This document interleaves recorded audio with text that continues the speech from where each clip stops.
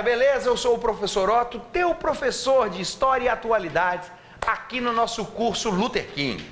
Maravilha, galera? Nosso resumão de hoje trabalhará o quê?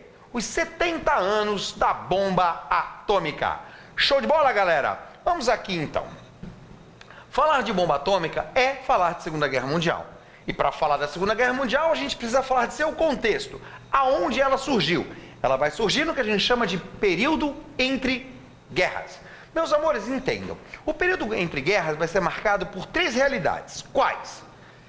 A crise das democracias liberais, a questão da ascensão do comunismo e da formação da União Soviética e a questão da ascensão dos regimes totalitários. Então entendam, se eu pegar a Europa e dividir em três partes, eu vou ter na Europa oriental o comunismo vindo com bastante força. Na Europa ocidental, umas democracias liberais já em crise. E para impedir o avanço do comunismo, surgem então as potências centrais que desenvolvem o que a gente chama de regimes nazi-fascistas. Ok? Então, ótimo. Nesse choque vai nascer a Segunda Guerra Mundial, a partir do momento que Adolf Hitler invade a Polônia e Inglaterra e França declaram guerra a Hitler, que posteriormente invade a União Soviética, que também vai receber a declaração formal de guerra, então, dos soviéticos. Dois grupos se formam, os aliados e o eixo. Os aliados formados por Inglaterra, França e União Soviética, e o eixo formado por Itália, Alemanha e Japão. E por que eu estou falando do Japão? Por causa da Guerra do Pacífico.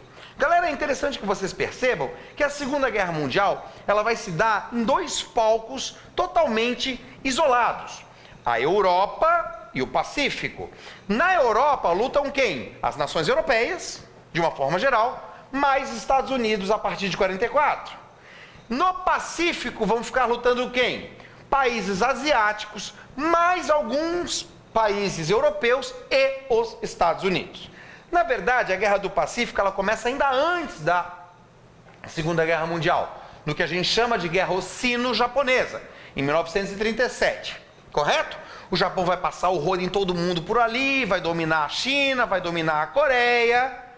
Só que aí ele começa a crescer muito e as nações aliadas começam a criar alguns embargos econômicos, inclusive o até então neutro Estados Unidos, que monta o seu grande porto, né, o Pearl Harbor, lá, a maior marinha de guerra do mundo, vai ser mobilizada lá em Pearl Harbor e vai sofrer um ataque japonês, né, os ataques dos 300 aviões kamikazes.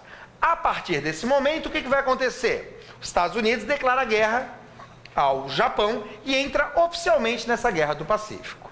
Falando especificamente das bombas atômicas.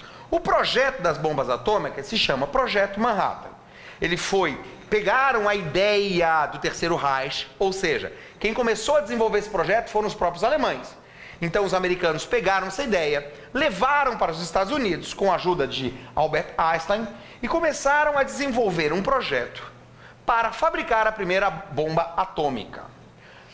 Em 1º de maio de 45, a Alemanha se rendeu. Acabou a guerra na Europa, né? A Alemanha foi invadida pelos soviéticos, Berlim foi invadida pelos soviéticos, Adolf Hitler se matou e acabou a guerra na Europa. Porém, a Guerra do Pacífico continuava. E era uma guerra corpo a corpo, violenta, uma paulada. O que acabou acontecendo então?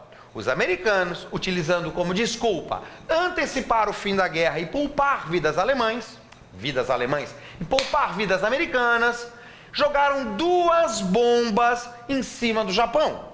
Uma em Nagasaki e a outra em Hiroshima.